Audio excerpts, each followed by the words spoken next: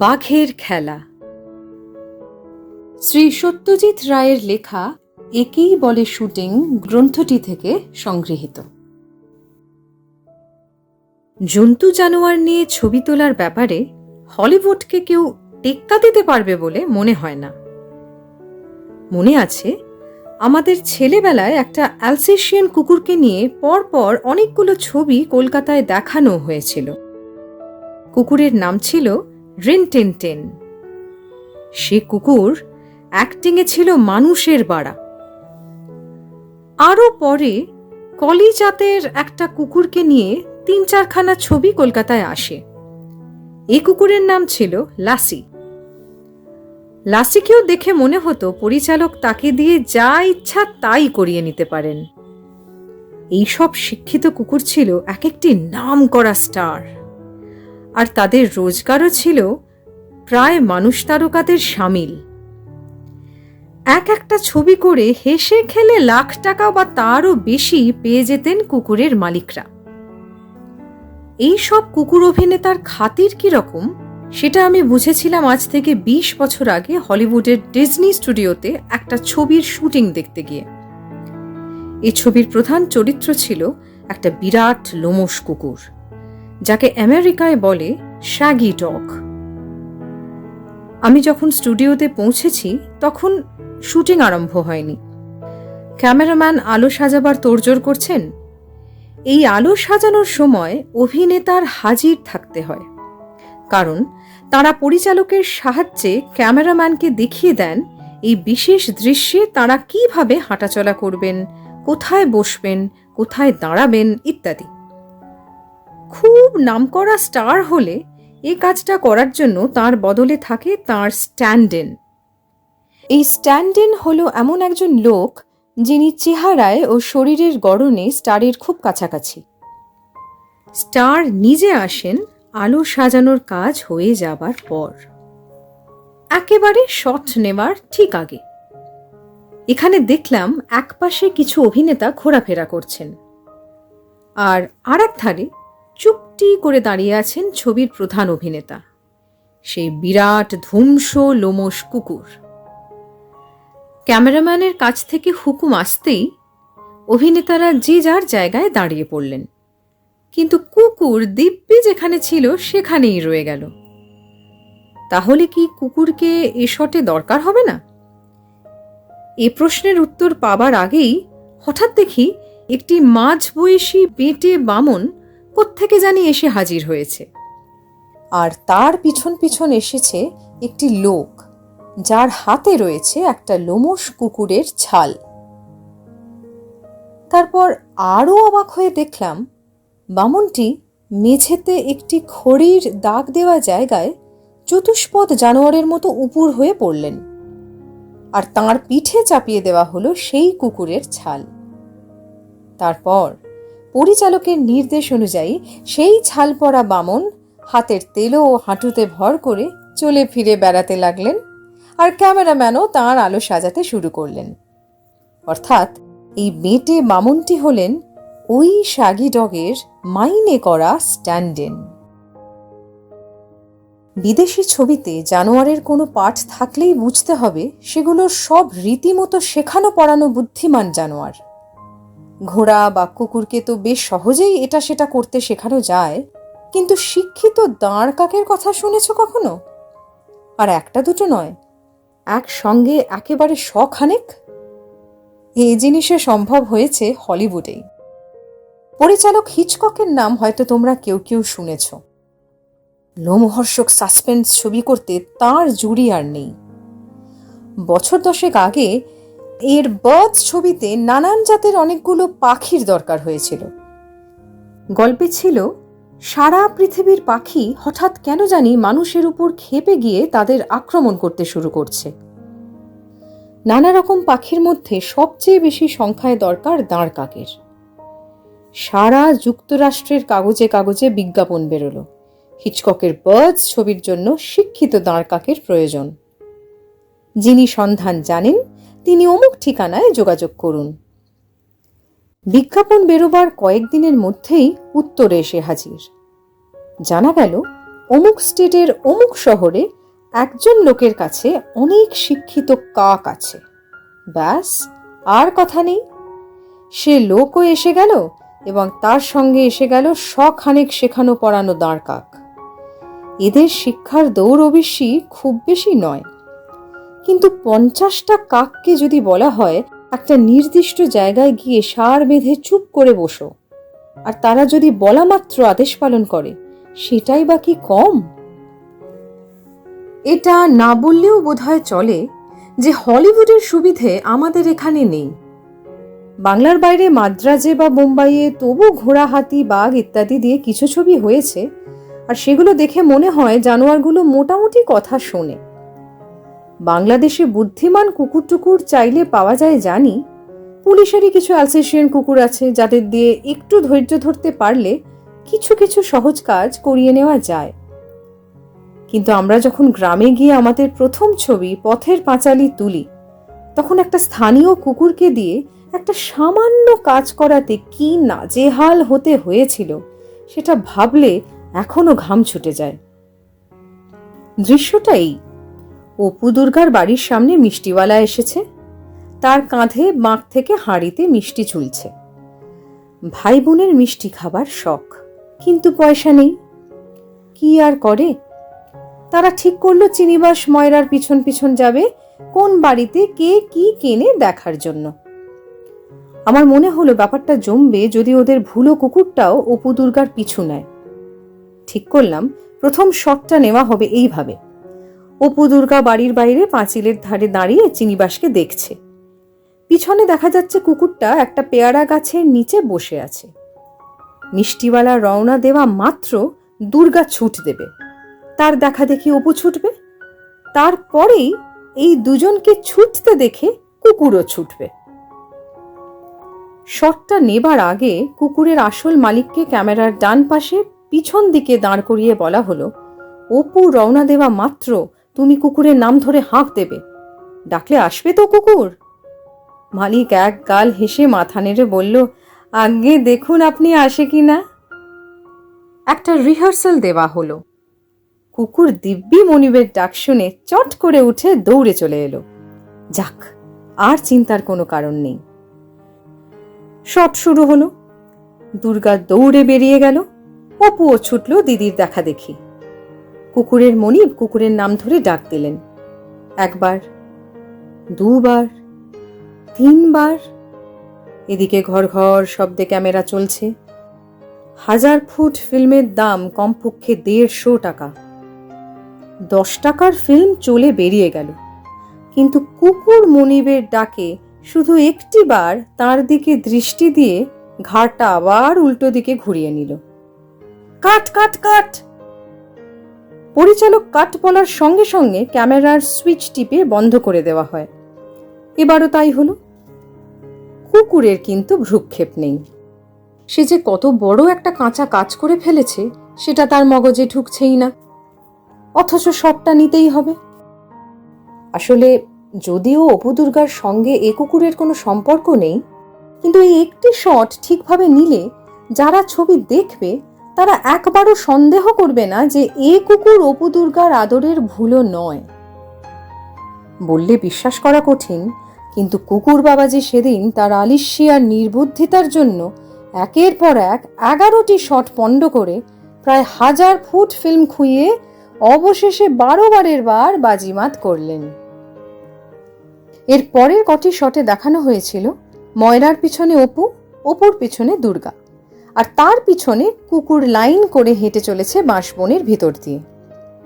যারা ছবি দেখছে তারা কি জানবে যে দুর্গার পিছন দিকে তার মুঠো করা হাতের ভিতর রয়েছে সন্দেশ, আর কুকুর চোস্ত অভিনেতার মতো শটের পর শট তার পিছনে হেঁটে চলেছে ওই সন্দেশের লোভেই? কুকুর তো তবু ম্যানেজ করা গেল, কিন্তু হঠাৎ যদি দেখি যে কোনো দৃশ্যে বাঘের দরকার হয়ে পড়েছে, তখন এই সমস্যার সামনে পড়তে হয়েছিল গুপি গাইন ছবিতে। গুপিকে রাজার আদেশে গাধায় তুলে ঢেড়া পিটিয়ে গ্রাম থেকে দূর করে দেওয়া হয়েছে। গুপি সেই গাধার পিঠে চড়ে ঠুক ঠুক করে চলতে চলতে এক বনের ধারে পৌঁছে গেছে। সন্ধ্যা হব হব। গুপির মনের ভাবটা তার গুনগুননি থেকে জানা গেছে। সন্ধ্যা হইলে বনবাদারে বাঘে যদি ধরে, গুপি যদি মরে। গুপি গাধার পিঠ থেকে নেমে এগিয়ে গিয়ে দেখে বনের ভিতর দিয়েই রাস্তা। বনে ঢুকেই প্রথমে বাঘার সঙ্গে সাক্ষাৎ, আর তাদের কথাবার্তার ফাঁকেই হঠাৎ ব্যাঘ্র বাবাজির আবির্ভাব। তবে এ বাঘ সোঁদর বনের মানুষ খেকো নয়। গুপি বাঘা যদিও ভয়ে কাঠ, বাঘ কিন্তু এদিক ওদিক পায়চারি করে তাদের দুজনকে বিশেষ আমল না দিয়ে আবার যেদিক থেকে এসেছিল সেদিকেই চলে যায়। এ দৃশ্য মাথায় যখন এসেছে তখন তুলতেই হবে, কাজেই বাঘ চাই। সার্কাসের বাঘ তো শেখানো পড়ানো বাধ্য বাঘ হয় বলেই জানি, কাজেই সার্কাসেই খোঁজ করা যাক। শহরে তখন সার্কাসের তাঁবু পড়েছে উত্তর কলকাতার মার্কাস স্কোয়ারে। মাদ্রাজি ম্যানেজারের কাছে আগে থেকে লোক পাঠিয়ে অ্যাপয়েন্টমেন্ট করে গিয়ে হাজির হলাম সার্কাসের তাঁবুতে। টিকিট কিনে সার্কাস ঢের দেখেছি ছোটবেলায়, কিন্তু সকালে যখন সার্কাসের অবসর, তখন তাঁবুর আশেপাশে ঘুরে দেখার সুযোগ আগে কখনো হয়নি। প্রথমে অবশ্যই আমরা সোজা গেলাম ম্যানেজারের ঘরে, তাঁবুতে। সার্কাসের আসল বড় তাঁবুর 3 দিকে থাকে অনেক ছোট ছোট তাঁবু, আর তাতেই থাকে সার্কাসের লোকজনেরা। ম্যানেজারের তাঁবুটিকে অবশ্যই ছোট বলা চলে না, সেখানে টেবিল, চেয়ার, আলমারি, বিছানা কোনোটারই অভাব নেই। ম্যানেজার আমাদের অভ্যর্থনা করে চেয়ারে বসিয়ে মাদ্রাজি কফি খাওয়ালেন। সে কফি আবার পরিবেশন করলো যারা সন্ধেবেলায় ঘোড়ার খেলা, ট্রাপিজের খেলা দেখাবে সেই সব মেয়েরা। আমরা কি চাইছি সেটা জেনে নিয়ে ম্যানেজার ডাক পাঠালেন মিস্টার থোরাটকে। ইনি বাঘের খেলা দেখান। এখন যেটা দেখালেন সেটা হলো তাঁর হাতে বাঘের নখের আঁচড়ের পুরনো দাগ। মাদ্রাজি ভদ্রলোক, মজবুত শরীর, একটু নেপালি ধাঁচের চেহারা, বয়স 40-এর বেশি নয়। ভদ্রলোককে বুঝিয়ে দিতে হলো আমরা কি চাইছি। বললাম, বীরভূমের শিউরির কাছে ছবির শুটিং হচ্ছে, সেখানে একটা বাঁশবনের মধ্যে আমরা বাঘ চাই। বাঘটা বন থেকে বেরিয়ে একটা খোলা জায়গায় এসে কিছুক্ষণ এদিক ওদিক ঘুরে সম্ভব হলে একবার আমাদের দিকে তাকিয়ে আবার যেদিক দিয়ে এসেছিল সেদিকেই চলে যাবে। এই জিনিসটা এই ভারত সার্কাসের বাঘকে দিয়ে করানো সম্ভব হবে কি? থোরাট মাথা নেড়ে বুঝিয়ে দিলেন, হ্যাঁ হবে। এবার ম্যানেজার জিজ্ঞেস করলেন কদিনের জন্য লাগবে বাঘটা। বললাম, কলকাতা থেকে শিউরি আসতে যেতে যতটা সময় লাগে প্লাস আমাদের শুটিং এর জন্য ঘন্টা 2। কথাবার্তায় যা বুঝলাম, বাঘ যাবে লরির পিঠে খাঁচাবন্দি অবস্থায়। যাতায়াত নিয়ে 2 দিনের মামলা। সেই 2 দিন অবশ্যই সার্কাসে ওই বিশেষ বাঘের খেলাটি বাদ পড়বে। থোরাট এবার বললেন, আপ লোগ আইয়ে, শের দেখ লিজিয়ে। এবার ম্যানেজারের ঘর থেকে বেরিয়ে আমরা তাঁবুর পিছন দিকটায় গেলাম। সার্কাসের সঙ্গে যে দিব্যি একটা ছোটখাটো পশুশালা ডেরা বেঁধেছে মার্কাস স্কোয়ারে, সেটা বুঝতে পারলাম। সবচেয়ে দর্শনীয় জানোয়ার হচ্ছে একটি জলহস্তী। মাটিতে একটা চৌবাচ্চা খুঁড়ে তাতে জল ভরে জানোয়ারটা ছেড়ে দেওয়া হয়েছে তার মধ্যে। একটা লরির উপর খাঁচার দরজা থেকে মজবুত তক্তা নেমে এসে জলের ধারে পৌঁছেছে। বুঝলাম, কলকাতার পাটফুরলে হিপোমশাই জল থেকে সোজা তক্তা দিয়ে উঠে খাঁচাবন্দি হয়ে আবার সার্কাস যেখানে যাবে সেখানে গিয়ে হাজির হবেন। হিপো ছাড়া আছে সিংহ, ভাল্লুক, হাতি, ঘোড়া আর বেশ কয়েক জাতের বাঘ। খাঁচাবন্দি 2টো রয়্যাল বেঙ্গল টাইগারকে দেখিয়ে থোরাট বললেন যে তারই মধ্যে একটাকে নিয়ে তিনি শিউরি গিয়ে হাজির হবেন নির্দিষ্ট দিনে। এবার আমি একটা প্রশ্ন করলাম, বাঘটাকে খাঁচা থেকে নামিয়ে বাঁশবনে ছেড়ে দেওয়া যাবে তো? মিস্টার থোরাট কিছুক্ষণ ভুরু কুঁচকে বললেন, ওকে ওভাবে তো কোনোদিন ছাড়িনি, তাই ঠিক ভরসা পাচ্ছি না। সর্বনাশ, ভেস্তে গেল বুঝি আমার সব প্ল্যান। বাঘের সঙ্গে সঙ্গে তার ট্রেনার আবির্ভূত হবেন নাকি বাঁশবনে, আর তাই থেকে গুপি বাঘা ভয়ে কাঠ হয়ে যাবে? তা তো হয় না। মিস্টার থোরাটি এবার আর একটা আইডিয়া দিলেন, বাঘের গলায় তার বেঁধে দেব, সরু অথচ মজবুত তার। অনেকখানি লম্বা হওয়া চাই সে তার। তা হবে। তারের অন্যদিক বাঁধা থাকবে মাটিতে পোঁতা লোহার খুঁটির সঙ্গে। তার যথেষ্ট সরু হলে হয়তো ক্যামেরায় ধরা পড়বে না, তাই এ প্রস্তাবে আপত্তি করলাম না। কিন্তু একটা মুশকিল, বাঘের গলায় তার জড়ালে গলার লোম চেপে বসে যাবে, তার ফলে ফাঁকি ধরা পড়ে যাবে। একটু ভাবতেই মাথায় একটা ফন্দি এলো, সেটা থোরাটকে বললাম, বাঘের চামড়া দিয়ে একটা বকলস তৈরি করে সেটাকে বাঘের গলায় বেঁধে তার সঙ্গে তারটা আটকানো যায় না? থোরাট বললেন সেটা সম্ভব।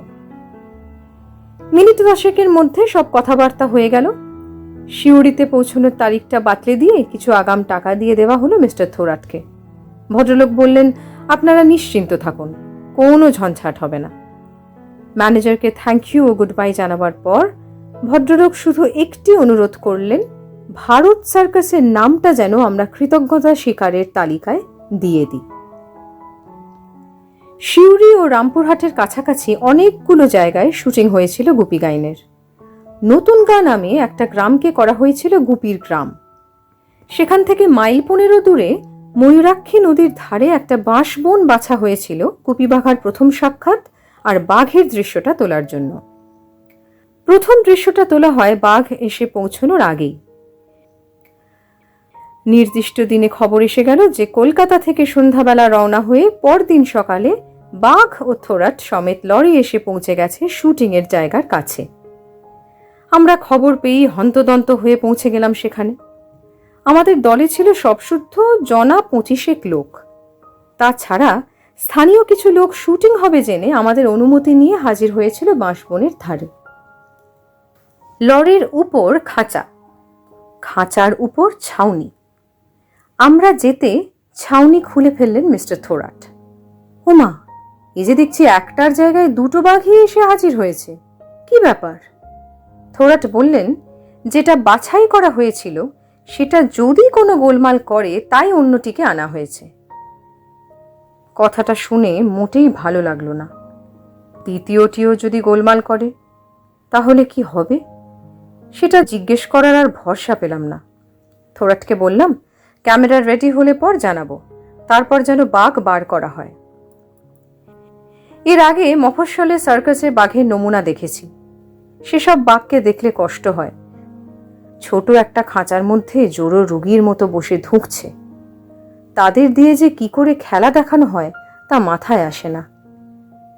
কিন্তু ভারত সার্কাসের 2টো বাঘই দিব্যি হৃষ্টপুষ্ট জোয়ান। তেপায়া স্ট্যান্ডের উপর ক্যামেরা খাড়া করে বনের যে অংশটায় বাঘ দেখা যাবে সেই দিকে মুখ করে থোরাটকে খবর দেওয়া হলো। যারা শুটিং দেখতে এসেছিল তাদের ক্যামেরার পিছন দিকে একটু দূরে পাঠিয়ে দেওয়া হলো। আমাদের পিছনের উপায় নেই। গুপি বাঘাকেও থাকতে হবে ক্যামেরার সামনে হাত 5 দূরে, কারণ বাঘ ও গুপি বাঘাকে অন্তত একবার একই শটে একসঙ্গে না দেখালে দৃশ্য জমবে না। ইতিমধ্যে বাঘ যেখানে এসে ঘোরাফেরা করবে তার হাত 20 ডান দিকে থোরাটের 2জন সহকারীর একজন একটি 5 ফুট লম্বা মজবুত লোহার শিক মাটিতে পুঁতে ফেলেছে।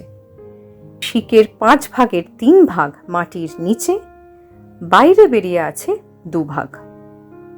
তারপর লম্বা লোহার তারের একটা দিক শিকের সঙ্গে বেঁধে অন্য দিকটা থোরাট সাহেবের প্রিয় বাঘের গলায় পরানো বাঘছালের বকলসে লাগিয়ে দেওয়া হলো। আমরা রেডি। খাঁচার হুড়কো টেনে খুলে ফেলা হলো। 2-1 ডাক দিতেই বাঘ বাবাজি খাঁচা থেকে লাফ দিয়ে নামলেন খোলা জমিতে। তারপর যে ব্যাপারটা হলো সেটা আমাদের সকলের কাছেই একেবারে 16 আনা অপ্রত্যাশিত। থোরাটও যে এটা আশা করেনি সেটা তার হতচকিত হিমশিম ভাব দেখেই বুঝতে পারছিলাম। বাঘ খাঁচা থেকে নেমেই প্রচণ্ড উল্লাসে লাফ ঝাঁপ শুরু করে দিয়েছে, আর থোরাট মশাই হাতে ধরা তারের টানে একবার এদিকে একবার ওদিকে হেঁচড়ে যাচ্ছেন। মনে হচ্ছে যে কোনো মুহূর্তে ধরাশায়ী হয়ে পড়বেন। আর আমরা যে কি করব তা বুঝতে পারছি না। এও একরকম পড়ে পাওয়া সার্কাস আর কি। কিন্তু আমরা তো সার্কাস দেখতে আসিনি।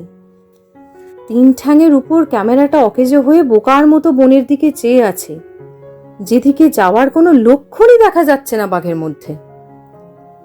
মিনিট 5 লম্ফঝম্পের পর বাঘ খানিকটা শান্ত হলেন। থোরাট এবং তার 2 সহকর্মীর চেহারা দেখবার মতো। এরই ফাঁকে থোরাট ফ্যাকাশে মুখে কোনো রকমে বুঝিয়ে দিলেন এ বাঘ নাকি সার্কাসে জন্মেছে, খাঁচার বাইরে কোনোদিন যায়নি। বোধহয় এখানে এসে তার স্বাভাবিক বাসস্থানের আমেজ পেয়েই তার মনে এত স্ফূর্তি জেগে উঠেছে। বাঘ ঠান্ডা হবার পর শট তো নেওয়া হলো, কিন্তু তারপর আর এক কাণ্ড। খাঁচার খোলা দরজার সামনে মাটিতে টুল রাখা হয়েছে। থোরাট হুকুম করলেই বাঘ লাফ দিয়ে মাটি থেকে টুল থেকে খাঁচায় ঢুকে যাবে। থোরাটের ঘাম বেরিয়ে যাচ্ছে, অথচ বাঘের দিক থেকে খাঁচায় ফিরে যাওয়ার কোনো আগ্রহই প্রকাশ পাচ্ছে না। তার বদলে তিনি একটি বাঁশ ঝাড়ের নিচে বসে একটি কচি বাঁশের ডগা চিবিয়ে খাওয়া যায় কিনা সেটাই এক মনে পরখ করে দেখছেন। থোরাটের হাবভাবে বুঝলাম সে এরকম সমস্যার সামনে কখনো পড়েনি। এর মধ্যে আমাদের সাহস অনেকটা বেড়ে গেছে। যে বাঘ বাঁশ চিবিয়ে খায় সে আর যাই হোক মানুষ খেকো নয় নিশ্চয়ই।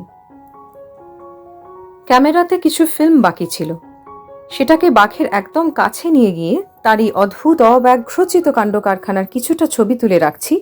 এমন সময় কি এক আশ্চর্য খেয়ালে সকলকে চমকে ধাঁধিয়ে দিয়ে 2 লাফে বুলেটের মতো বাঘ তার খাঁচার ভিতর ঢুকে গেল। বাঁশঝাড় থেকে লরি পর্যন্ত এই হাত 40 দূরত্ব পেরোতে তার সময় লেগেছিল খুব বেশি তো আধ সেকেন্ড। কিন্তু বাঘ খাঁচায় ঢুকে গেলেও তার সঙ্গে যে আমাদের সম্পর্ক চুকে যায়নি সেটা বুঝতে পারলাম শিউরির শুটিং শেষ করে কলকাতায় ফিরে এসে কয়েকদিনের মধ্যেই। বাঁশবনের দৃশ্য প্রিন্ট করে দেখা গেল যে ক্যামেরার গন্ডগোলে সমস্ত কাজটাই পণ্ড হয়ে গেছে। শটগুলো বেশি কালো হয়ে যাওয়াতে বাঘ আর বন মিশে একাকার হয়ে গেছে। তাহলে কি বাঘের দৃশ্য গুপি গাইন ছবি থেকে বাদ যাবে? মোটেই না। ভারত সার্কাস এখনো আছে, আর এবার সে বাঘকে অত দূরে যেতে হবে না, কারণ কলকাতার কাছেই বোড়াল গ্রামে ভালো বাঁশবন আছে। সে বাঁশবন আমাদের চেনা। সেখানে 20 বছর আগে অপু দুর্গা আর ইন্দির ঠাকরুনকে নিয়ে শুটিং করেছি। এবার তার বদলে কাজ করবে গুপি, বাঘা আর ব্যাঘ্রমশাই। আবার লরি এলো, থোরাট এলো, বাঘ এলো, ইস্পাতের তার, বকলেস, লোহার খুঁটি এলো, আর সেই সঙ্গে এলো সার্কাসের শুটিং দেখতে গ্রাম শুদ্ধ ছেলে মেয়ে বুড়ো বুড়ি সবাই। গতবারের বেয়ারা ঘটনার কথা তখন আমাদের মনে টাটকা, তাই গ্রামের লোককে বুঝিয়ে বলা হলো বেশি কাছে আসবেন না, অন্তত হাত 50 দূরে থাকুন। যা দেখবার পরে ছবিতে দেখতে পাবেন। কিন্তু কে কার কথা শোনে? ভিড় এগিয়ে একেবারে ক্যামেরার ধারে চলে এলো। এদিকে থোরাট তৈরি, এবার খাঁচার দরজা খোলা হবে। আমরাও ক্যামেরা নিয়ে তৈরি, গুপি বাঘাও তাদের জায়গায় রেডি। ঘটাং শব্দে খাঁচার দরজা খুলতেই এবার যেটা হলো সেরকম ব্যাপার কেউ কখনো দেখেছে কিনা জানি না। বাঘ লাফিয়ে বেরিয়ে একটা হুঙ্কার দিয়ে তীর বেগে চার্জ করলো সোজা সেই গ্রামের 150 দর্শকদের লক্ষ্য করে। বীরভূমের জঙ্গলে দেখেছিলাম ম্যাজিকের মতো বাঘ এই আছে এই নেই, আর এখানে দেখলাম 150 ছেলে মেয়ে বুড়ো বুড়ি এই আছে এই নেই। বাঘ অবশ্যই কলারে টান পড়ার জন্য গ্রামের লোক অবধি পৌঁছতে পারেনি, কিন্তু সেটা আর আগে থেকে কে বুঝবে? এরকম পরিত্রাহী পিটটান আর তারপরে ওই অত লোকের একসঙ্গে ফ্যাকাশে মুখে থরহরি কম্প, এ কোনোদিন ভুলব না। আশ্চর্য, ওই এক আস্ফালনের পরেই বাঘ কিন্তু একেবারে ঠান্ডা। দিব্যি সুবোধ বালকের মতো থোরাটের ইশারা মেনে আমাদের বাছাই করা জায়গায় এসে এদিক ওদিক দেখে সে আবার হেলতে দুলতে থোরাটের কাছেই ফিরে গেল। আর আমার ক্যামেরাও যে এবার কোনো গণ্ডগোল করেনি সেটা দুদিন পরে পর্দায় ছবি দেখেই বুঝেছিলাম।